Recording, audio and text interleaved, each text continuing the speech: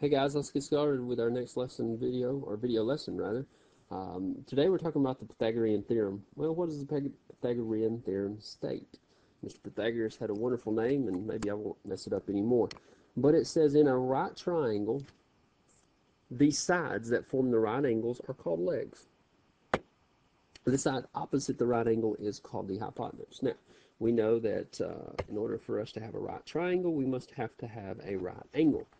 Now, before we can actually see the theorem, we have to know what we'll call. So we have a leg and a leg, because these are the two sides that form that right angle.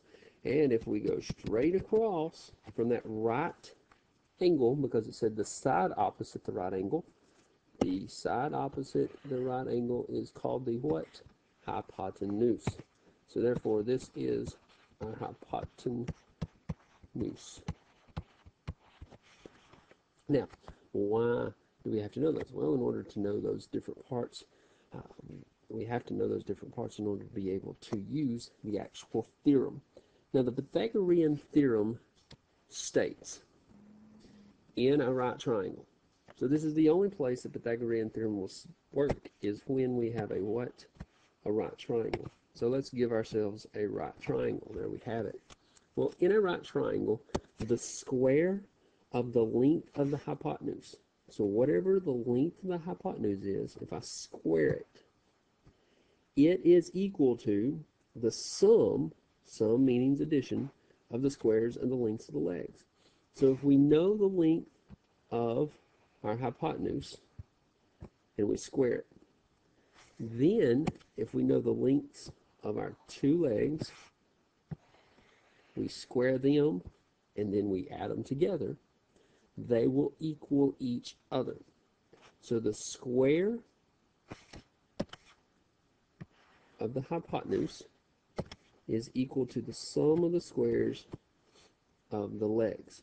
Now, we've most always known that someone states the Pythagorean theorem.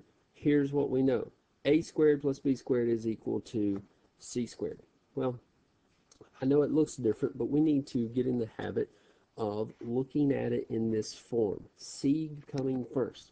And it'll make a whole lot of sense in the future. Trust me. So, what is this?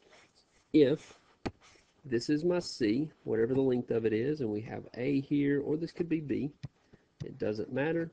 As long as we are squaring the legs and adding them together, it will always equal the square of the hypotenuse. So let's get a couple of examples coming up here. Well, we have two different right triangles. One, here we have, let's say this side is 3, this side is 4, and we are looking for C, solving for a right triangle using the Pythagorean theorem. Now, what did we say? We stated that C squared is equal to A squared plus B squared. Well, we have to identify our A and a B. Now we can say that this is A and that this is B. Those look like 2's in both cases. Let's fix that. So we want to solve for C. So what is C? Well, we don't know. We're going to solve for it. We have a right triangle. The square of each leg, and then we add together. So C squared, keep bringing it down. C squared is equal to, well, 3 squared is 9. 4 squared is 16. If we add together, we have 25. Now, C squared is equal to 25. In order to solve for C, I have to take the square root of both sides. It will cancel. Therefore, C is equal to 5 units. So, in a right triangle whose legs is equal to 3 and 4, the hypotenuse, guess what? We can get rid of that, because now we know that the hypotenuse is equal to 5 units long. It could be inches, centimeters, millimeters, feet, whatever the units may be. Another example. Say we have, once again, a right triangle, as always, and here in this case, A is equal to 8, and B is equal to, let's say, 10. We want to find C. Plugging in our formula, well, we have C squared is equal to A squared plus B squared. Solving, simplifying, or well, we got to substitute first. So c squared is equal to 8 squared plus 10 squared. So we have what? 80? 80. My gracious alive. Apologize. I wanted to multiply 8 times 10. 8 squared is 64. 10 squared is 100. So that is 164. Now if we continue to bring down, solving for c, take the square root of both sides. Now if we look at this, 164 is not a perfect square. So if we take the square root of it, it comes out to be a decimal. So there are two options. Depending on our directions, if the directions say round to the nearest tenth, we would plug that number in, and we would hit equal or square root, and it punches out a number of 12.8. Now if, however, it says find the exact distance or the exact measure, we would actually have to simplify this radical. In other words, remember, we have to take out the perfect squares.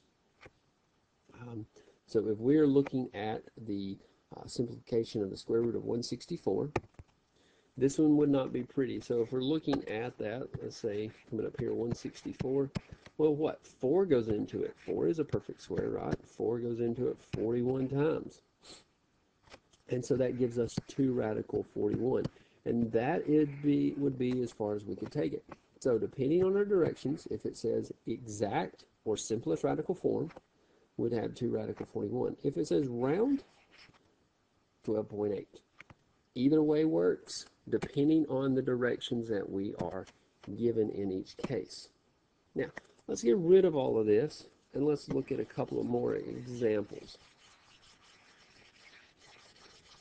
Because not always will we be looking for our C. We may have A as given, and B, we're told, is 12, and C is 13. Here, we're looking for a missing side or a missing leg. We still set it up in the same way. C squared is equal to A squared plus B squared. We plug in what we know. This time we actually know our C squared. Our A squared we do not. B squared, or B is 12. Solve. Well, I do know I can go ahead and square the numbers. Now, solving the equation, my goal is always to get the variable by itself. In order to do that, I would have to subtract 144 from both sides. And by subtracting 144 from both sides, we get 25. To find the square root, I take the square root of both numbers. Therefore, A is equal to 5 units.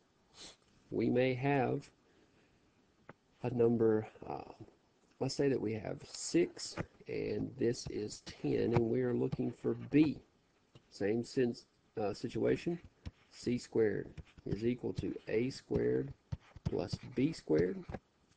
Plug in what we know. Substitute in. And A squared plus B squared. That is 100. Here we have 36. Well, isolating the variable, we're going to subtract or move this across, however you like to look at it. So if I move it across, remember it changes signs. So it gives us 64 is equal to B squared. Take the square root of both sides. B is equal to 8.